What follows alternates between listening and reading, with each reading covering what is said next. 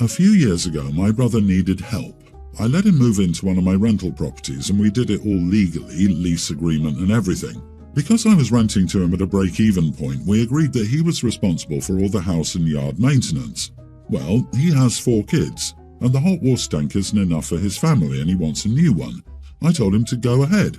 He then proceeded to take the cost of the hot water tank and installation off that month's rent. I reminded him of our agreement. He said he wasn't making improvements to my property for free. I said that the old hot water tank was fine and he decided to replace it.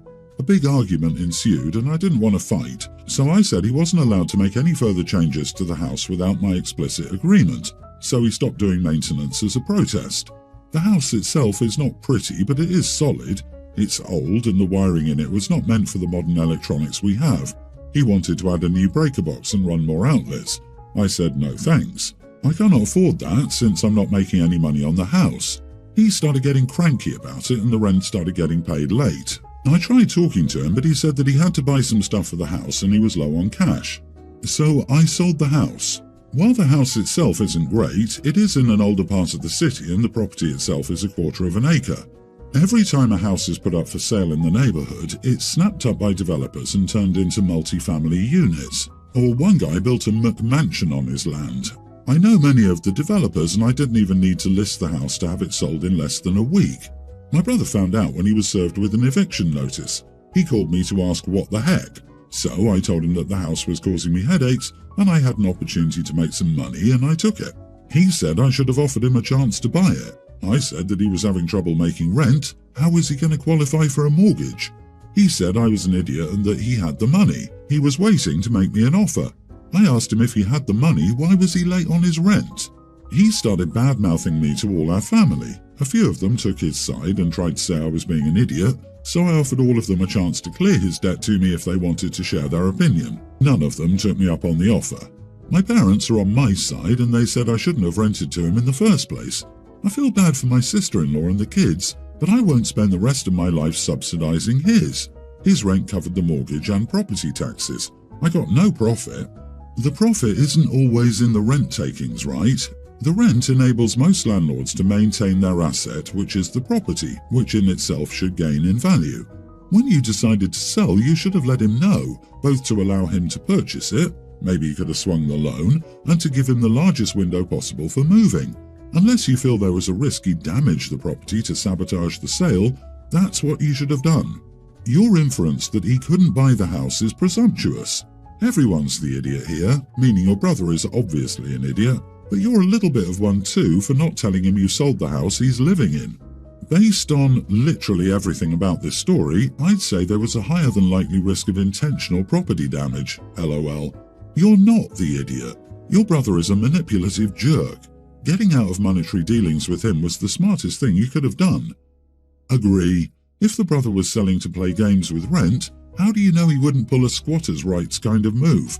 OP had the instinct that they should probably complete the transaction before it could be interfered with. The fallout of doing this unilaterally is better than the potential of being the better person and informing them, giving them the potential to mess with the process. The whole better person thing is just ripe for bad actors to take advantage of you, family or not. I disagree. OP, you are the idiot. Holy crap, why would you not tell your brother they're about to be homeless? I can't imagine selling a house without notifying the person in the house. You, of course, have the legal right to do what you did. Turning your brother's family out on the street with no advance notice is one of those things that makes you the idiot even if you are legally in the right. Also, updating electrical work is not unreasonable. You should have stuck with the agreement or renegotiated a standard agreement with standard improvements and higher rent. The reason you didn't warn your brother is out of spite. That makes you an idiot. I, 30 male, have a young tween son with my ex-girlfriend, 29. We split 6 years ago but share custody, 1 week on, 1 week off arrangement. I've been in a relationship with my current girlfriend, 27, for 4 years. She's incredible and gets along with my son amazingly. Last year, my son suddenly became obsessed with skateboarding. He would talk non-stop about it and kept asking if he could get a skateboard. My ex and I discussed and mutually decided against letting him skateboard because he's still very young, and obviously there's always a risk of injury. My son was very upset when we said no, but he eventually got over it. Yesterday afternoon, I left the house for an hour to run some errands, and while I was out, I got a call from my girlfriend telling me that she had to take my son to the emergency department and to meet her there. He had a dislocated shoulder. I was confused. I had no idea what was happening. I immediately drove to the hospital. I asked her how it happened, and she admitted that she bought him a skateboard 3 months ago, and he had a nasty fall while riding it at the skate park she'd taken him to while I was out. I was angry, but I didn't want to start an argument in the middle of the hospital, so I gave her the silent treatment until we got back home. I rang up my ex immediately to tell her what happened and got an earful from her. My girlfriend apologized to my ex when she arrived at the hospital, but she wasn't having any of it. So basically, my girlfriend made my son promise her not to say anything about the skateboard to his mother or me, and they've been hiding the skateboard from me for months. I asked my girlfriend why the heck she thought that would be okay, and she said she just wanted to make my son happy, and she argued that she never let him skate alone, she was always with him. Apparently, she would take him to the skate park whenever I was out of the house, which wasn't often, but I don't want him at the skate park ever. I called her a damn idiot and said that it was her fault that my son got injured. She said I was being an idiot and didn't mean it to happen, she was just trying to do something nice, so now we're barely talking to each other. Am I the idiot or what? Not the idiot. Whether a kid should be allowed to skateboard is a separate issue from a partner actively going against the parents and being deceptive. On top of that, she was teaching your son to lie to his parents. An adult teaching a child to hide their time together from other adults is a dangerous, slippery slope. The deception here is so egregious to me that it's unforgivable. I talked to your son to see if there are any other secrets she had him keep from you and explain if an adult wants them to keep a secret from their parents, 9 out of 10, they are not good adults. Yeah, the secrets part is such a giant whopping red flag. OP should seriously consider if this girlfriend is worth keeping. She's putting his son in danger and teaching him to be deceitful in ways that can potentially put him in much more danger. Everyone's the idiot here. Your skateboards are dangerous, so no skateboards policy was poorly thought out. It would help if you encouraged your kid's passions and determined how to do the activities safely.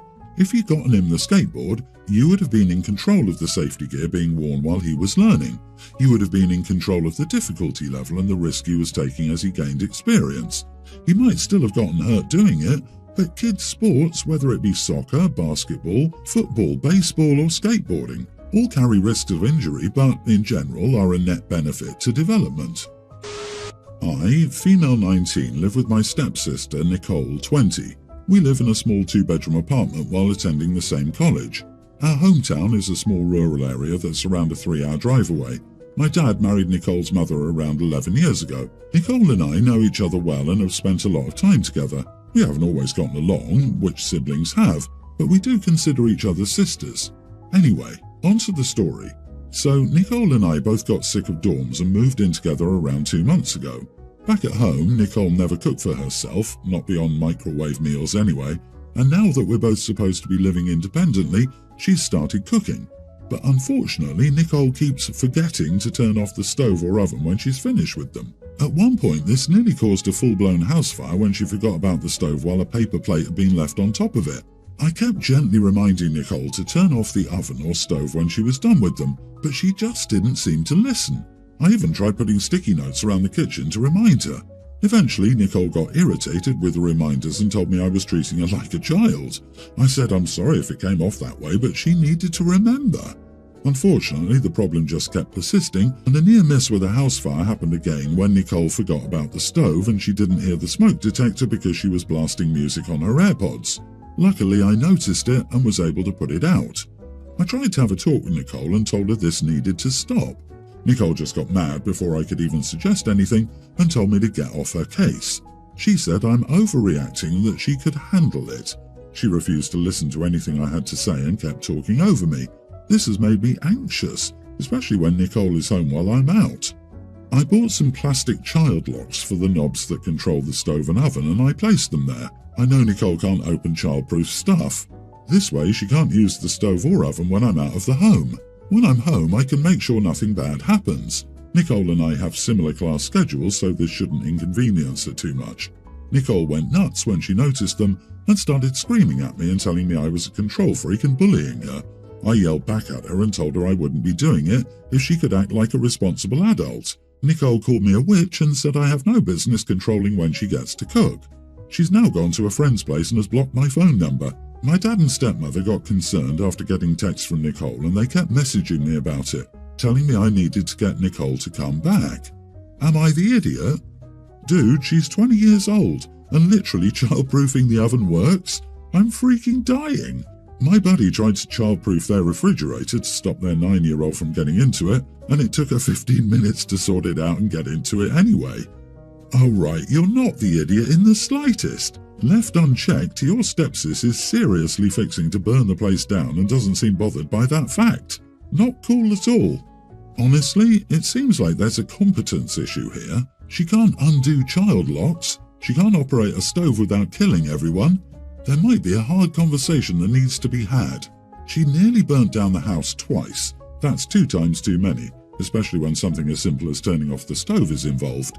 If she wants to be treated like a normal adult who's free to cook whenever she wants, then she needs to get her crap together, get checked for ADHD, and do it without nearly killing everyone in the house and burning it down. Call me overdramatic, but I'd rather have an angry sister than lose my life or home. Agree. Tell your dad and stepmom you will not sit back and allow her to burn your house down, and then move out. If you can't right now, then you need to get insurance and be alert at all times. Buy a fire blanket and ensure your fire extinguisher is within its expiry date and you know how it works. Heck, buy multiple fire extinguishers. I gave birth a couple of months ago, but everyone says I should be eating less because I'm not eating for 2 anymore, but I'm actually hungrier now than I was before. My sister-in-law said she was also really hungry after giving birth, but she says it's your body tricking you and you have to ignore it. She said to be careful because I'm much shorter than she is and will gain weight faster. She offered to bring me some food to help out. Yesterday she brought over lunch for everyone and it was a salad.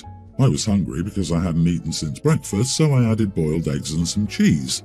My sister-in-law said I turned her low-fat meal into a fatty one and defeated the point of her bringing food over for me. She pointed out that my husband, who is taller and more muscular than me, didn't add anything to his lunch. I said I was hungry, so I had to add things. She was upset and left. My husband thinks I should have just eaten the salad as it was and eaten a snack afterwards so as not to hurt her feelings. Maybe he's right and I was ungrateful, but I want to eat cheese all the time. I hate breastfeeding when I'm hungry. Am I the idiot? Not the idiot. Sounds like sister-in-law needs more fibre. You're breastfeeding, which takes a tremendous amount of calories. That's why you're hungry. Sister-in-law sounds overly involved, and I probably wouldn't accept any more food from her if she couldn't keep her mouth shut about what I wanted to eat. Yes, it's the control over her body that's disturbing. Sounds like the sister-in-law is one of those helper types who will want credit for saving her from herself. Why is sister-in-law worried about others' physical appearance and weight loss? Regaining your body's balance after childbirth has nothing to do with vanity. Only you know what you feel like, and it's nobody's business what you eat while nursing and bouncing back from birth. You need fat, protein, and calcium. If you don't take in enough calcium, your body will leach it from your bones to make milk. You need 500 to 1,000 extra calories a day to breastfeed. So listen to your body, girl, and eat that cheese. Next time the sister-in-law bugs you, tell her to mind her own business. The absolute audacity to comment on a fresh postpartum body is mind-blowing. Occasionally, when my 4 children go to bed, I'll order myself a little something from Uber Eats or DoorDash after a hard day so I don't have to share with the kiddos. Usually, since I'm always the first one to wake up, I'll put the packing beside the indoor trash can and take it out to the outdoor trash can in the morning. Unfortunately, my children woke up first that morning, saw the takeout food packaging, asked me what I ate and if they could have some. I told them there was none left and I ate it all last night. I thought that would be the end of it, but after I dropped them off at their dad's for the week, my children stay at their dad's house 1 week out of the month rather than just doing weekends, my children's father ended up spamming my phone with text messages, accusing me of misappropriating my children's funds he sends every month. My children's father gives me $100 for each child a month, which is $400 a month. When it comes to it, it isn't much, but I'm fine with it because he usually makes up with it by buying the children what they need when an issue arises.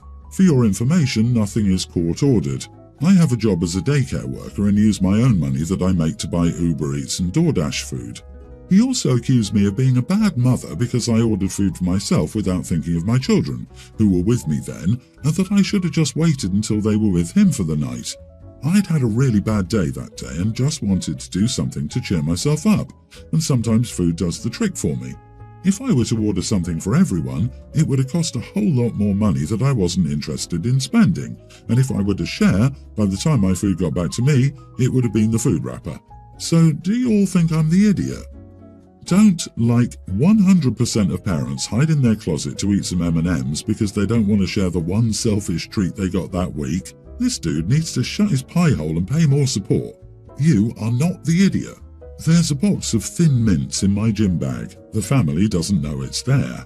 I have a husband and 2 teenage sons. If I brought the box out, they would demolish it in 10 minutes. OP, it's a treat you get for yourself, and $400 a month for 4 kids is nothing.